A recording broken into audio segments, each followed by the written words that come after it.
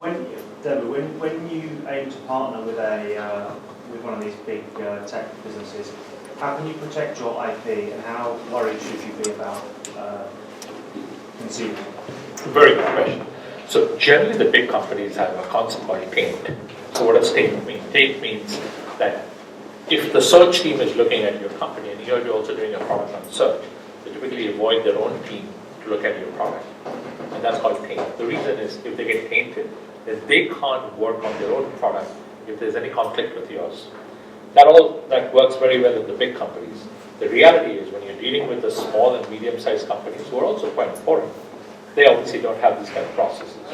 What I always say is, if anybody's getting into the code level questions, or if anybody's asking you for any kind of source or object codes, say no without all kinds of legal clearances that you have. That's really important because that is where it really comes down to it. If you're ever getting diligence by companies, find out how exactly they're going to diligence your code, because that's really important. Who actually sees it? How does it then work internally? And then how do they get rid of it in some senses if the deal doesn't work? Very, very important as you go through this. Typically, you would allow that level only right at the end when you know a deal is definitely happening. Or not definitely happening, but high probability of it happening. And for what it's worth, just to add to that, completely endorse Kevin's points. Confidentiality, non-disclosure agreement, for what it's worth, it's worth putting forward.